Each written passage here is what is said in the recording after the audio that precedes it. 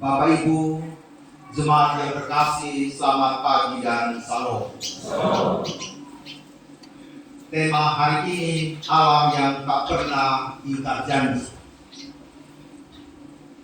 Bapak Ibu dan saudara-saudara yang terkasih, pertanyaan reflektif bagi kita hari ini adalah, apakah Bapak Ibu sedang menantikan janji Tuhan? Pertanyaan yang kedua, apakah Bapak Ibu sudah menerima janji Tuhan? Atau pertanyaan yang ketiga, apakah Bapak Ibu sedang meragukan janji Tuhan? Ketiga pertanyaan ini sekiranya yang berproses dalam kehidupan kita sebagai umat Tuhan dalam memahami keintiman kita dengan Allah.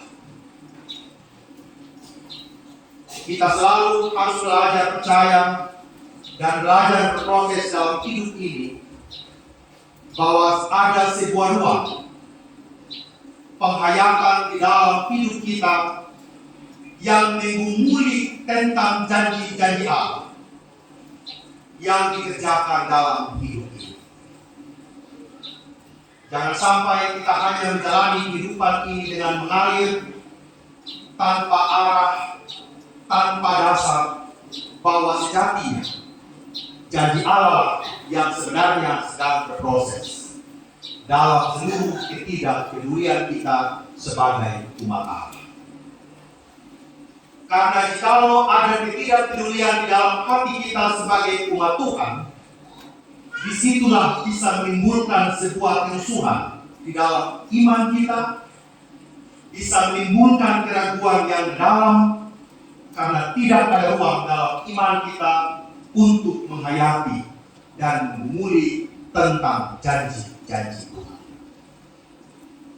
Sehingga kadang-kala kita bisa ada dalam posisi yang ekstrim, dengan tidak menyadari bahwa sejatinya nafas hidup yang Tuhan berikan kita kepada kita setiap hari sebenarnya adalah janji Tuhan yang telah dipenuhi. Namun sayangnya kita tidak ada dalam penghayatan yang utuh bahwa janji Tuhan itu luar biasa dalam hidup. Jadi jika pagi hari kita bangun dengan tidak rasa syukur, bahkan mulut bibir kita isi dengan caci maki, kita isi dengan bersungut-sungut, kita isi dengan hal-hal yang negatif, dengan pikiran yang negatif, sejatinya kita tidak sedang beriringan berjalan dengan janji itu. Dan itulah yang seringkali kita alami dalam hidup ini. Sehingga saat terantuk sedikit kita menyalahkan orang lain. Ketika tersandung sedikit kita menyatakan bahwa Tuhan tidak sayang dalam kehidupan kita dan lain sebagainya. Oleh karena itu melalui renungan hari ini kita mau merenungkan dan menyediakan ruangan di hati kita yang benar-benar sedang berproses terhadap janji Tuhan. Bapak Ibu, perjanjian Allah dengan Abraham serta Sarah ini bukanlah perjanjian yang disampaikan hanya secara personal saja. Kita membaca kembali Kejadian 12 ayat yang pertama sampai yang ketiga, bahwa perjanjian yang dibangun oleh Allah terhadap Abraham untuk kepentingan seluruh bangsa dan keturunan. Bukan tentang harga diri dari Abraham yang harus mempunyai anak. Bukan tentang harga diri Sarah sebagai seorang perempuan Israel yang jikalau saat itu ia mandul, ia dianggap sebagai perempuan yang terkutuk. Bukan sekedar hanya sampai di situ saja. Perjanjian Allah dengan Abraham ini adalah untuk sebuah bangsa yang besar, di mana dari keturunan Abraham lahirlah para pemimpin-pemimpin yang membangun peradaban dunia ini. Menjadi bangsa yang besar dalam Kejadian 12 ayat 1 sampai yang 3. Mencari bangsa yang besar membuat nama menjadi masyhur, menjadi berkat. Tuhan akan memberkati orang yang berkati engkau dan akan mengutuk orang yang mengutuk engkau. Itu adalah janji yang Tuhan berikan bukan saja kepada Abraham, tetapi kepada seluruh keturunan Abraham. Sehingga Bapak Ibu, apa yang disampaikan dalam narasi ini sebenarnya Tuhan sedang merencanakan sebuah kekuatan besar dalam hidup Abraham. Sehingga apa yang dijanjikan oleh Tuhan bukanlah perkara main-main yang bisa ditertawai begitu saja oleh Sarah, yang bisa disepelekan begitu saja oleh Abraham. Apalagi melihat kenyataan sekitar ini, rasa-rasanya tidak mungkin. Secara reproduksi, secara biologis, sudah tidak ada yang diharapkan lagi seorang Sarah.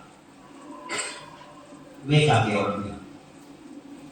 Ketika SD, Bapak Ibu, saya harus bersekolah dengan sepunya om-om begitu, karena mereka lahir saat sepunya opa sudah BK begitu.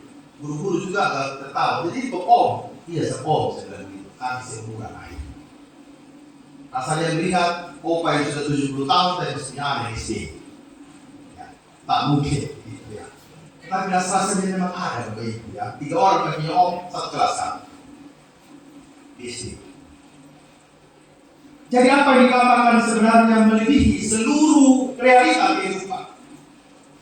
Dan janji Allah berbicara melalui seluruh kenyataan ini. Ada pesan-pesan penting yang ingin disampaikan. Yang pertama, tidak ada seorang pun atau tidak ada keadaan apapun yang dapat menghalangi pekerjaan Allah yang telah Tuhan tetapkan untuk dilakukan. Sekali lagi, tidak ada seorang pun atau satu keadaan pun yang dapat menghalangi pekerjaan yang telah Tuhan tetapkan untuk dilakukan.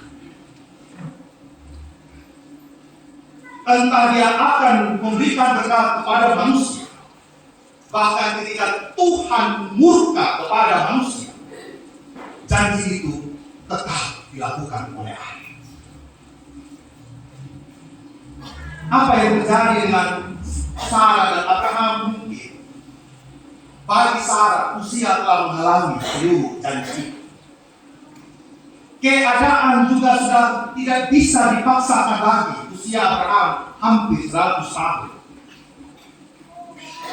Kita tidak bisa membayangkan bagaimana hinaan, tanggapan dan orang-orang sekitar ketika usia seperti Sarah dan Abraham mungkin sudah menggendong cucu Cece, tapi Abraham dan Sarah baru menggendong anak sambil menyusu. Kita tidak bisa membayangkan bagaimana psikologi dari Sarah dan Abraham, keadaan sosial mereka yang harus berubah. Tetapi kalau Allah mau mengerjakan dalam hidup kita, Bapak Ibu, tidak ada keadaan yang mampu untuk menghalangi. Amin. Karena itu adalah janji Tuhan. Bahkan ketika keadaan di sekitar kita tidak memungkinkan, di saat manusia sendiri tidak percaya akan seluruh kehadiran Allah, bahkan manusia tidak mau peduli terhadap seluruh penyertaan dan janji Tuhan,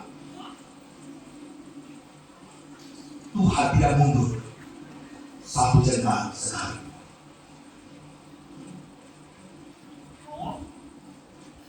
Tuhan memberikan janji kepada Abraham ketika perjalanan dari Ur Kasdim keluar dari tanah itu.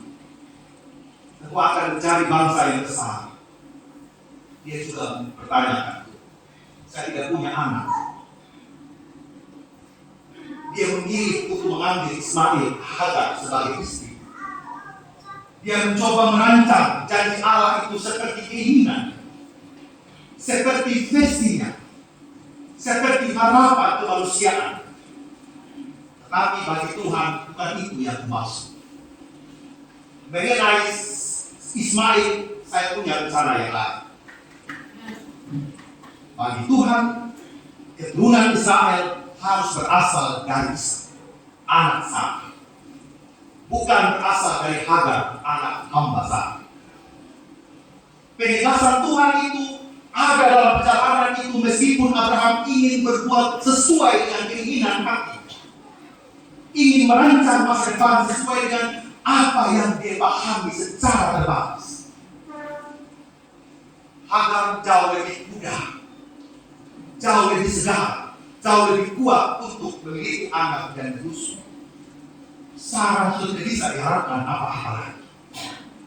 Tetapi dalam keadaan yang tidak bisa diharapkan apa-apa itu, Bapak Ibu, janji Tuhan terjadi.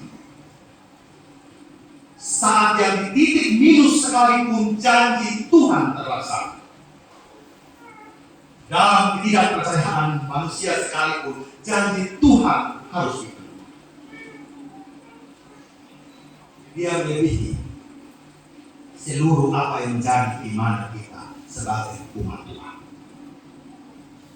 Bapak Ibu, jikalau hari ini ada yang meragukan bahwa janji Tuhan sepertinya menghalangi, terhalang oleh saya punya keadaan, mari kita bangun dari santai. Menyekolahkan anak-anak, saya hanya jual bensin Pak Pendeta. Kalau jual bensin di pinggir jalan untuk membuat engkau menjadi berkat bagi Tuhan, tidak ada yang mustahil. Saya hanya pergi tangkap ikan Pak Pendeta setiap hari laut, itu pun kalau dapat. Tapi kalau jalan dan ikan itu sebagai jalan yang Tuhan ingin berikan, Tuhan pasti akan. Kita sebagai pedagang, kita sebagai tukang, kita dalam semua keadaan kita yang terbatas, bahkan mungkin makan hari ini saja susah kita dapat. Tapi Tuhan tidak pernah berhenti terhadap keadaan kita. Tuhan mau bekerja melebihi seluruh keadaan kita sebagai manusia. Dipanggil, mendekati sebagai majelis, kita mulai ngomong, Pak Pendeta saya bisa jaga sebelum mulut. Saya masih suka memaki. Kalau Bapak Ibu izinkan memaki pada di mulut terus, akan jadi majelis Bapak Ibu.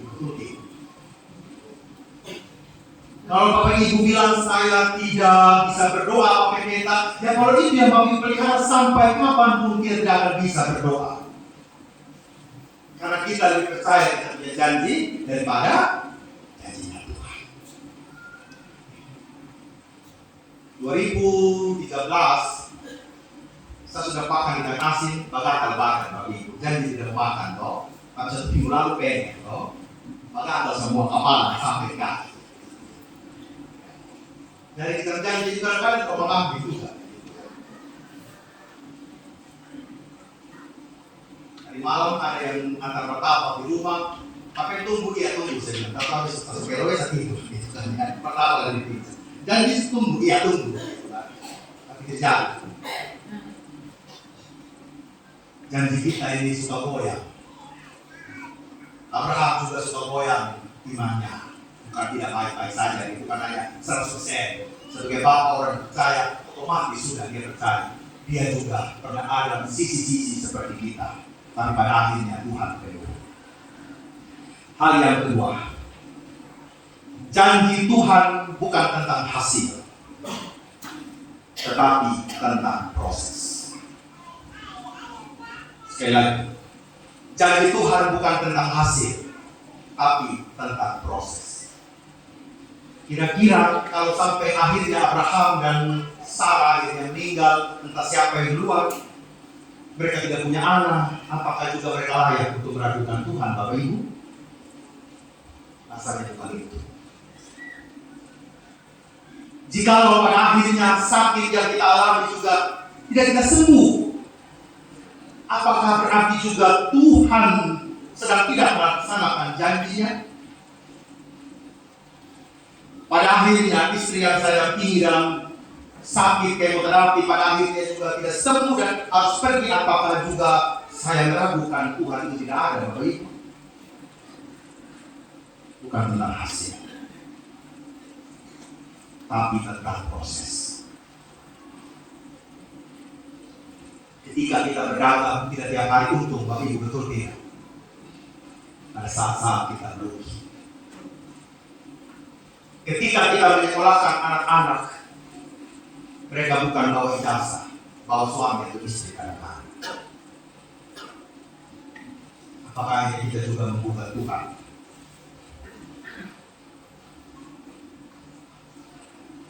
Ketika kehidupan pernikahan kita sepertinya sampai hari ini masih karut-marut, tak jelas kita mau ke arah mana itu.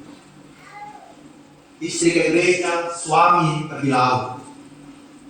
Suami datang ke gereja, istri ada cakalele bamati sambil cuci pakaian. Dua arah yang berbeda. Apakah dalam keterburukan dan ketidakberdayaan, kerapuhan kita, apakah janji Tuhan itu tetap bekerja? Tetap. Karena hidup adalah sebuah proses, bukan progres. Jadi, jikalau kita sedang ada dalam janji Allah, yang harus kita lakukan yang pertama adalah menerima kenyataan yang sedang kita alami hari ini. Lalu kemudian menemukan bagaimana dalam hidup, dalam menerima kenyataan, menemukan bagaimana dan di bagian mana yang sedang diproses oleh Tuhan. Tuhan tahu bagaimana berproses dengan janji.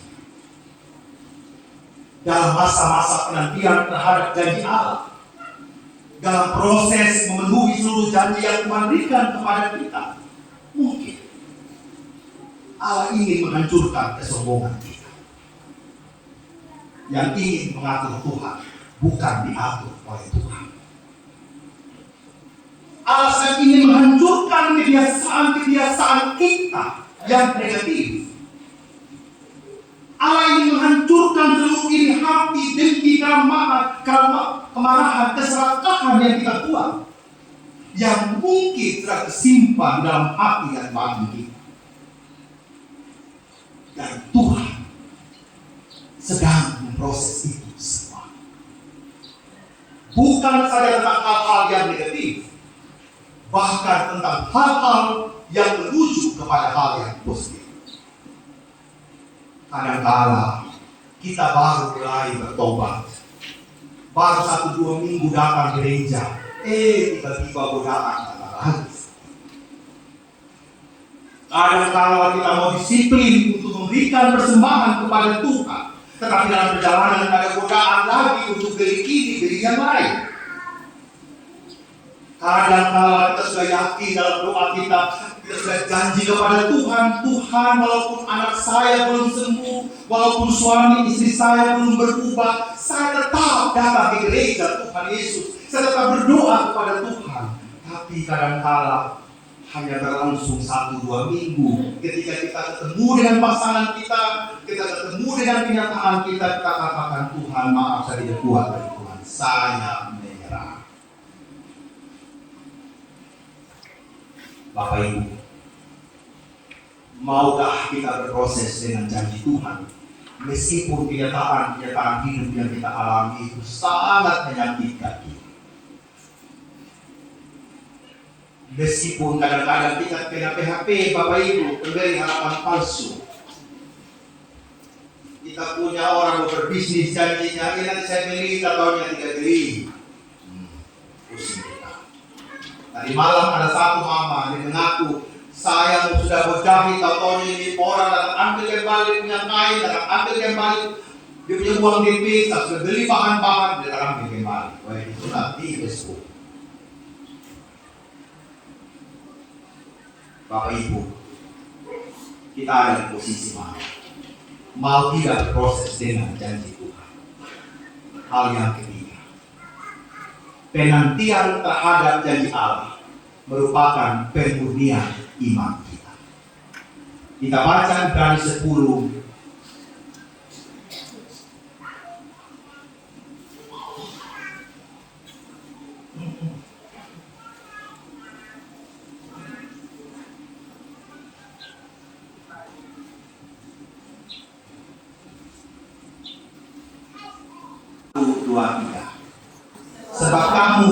melakukan ketekunan, supaya sudah kamu melakukan kehendak Allah, kamu memperoleh apa yang dijanjikan.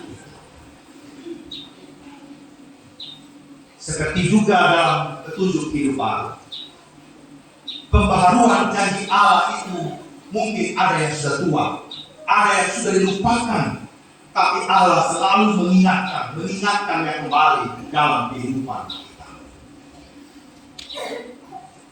Tuhan mau dalam memenuhi janji Allah itu ada sebuah ketekunan di dalam hati kita untuk memurnikan tujuan rohani kita, untuk memurnikan semua motivasi kita, semua penantian yang diizinkan Tuhan akan membawa kita pada keintiman dengan Allah.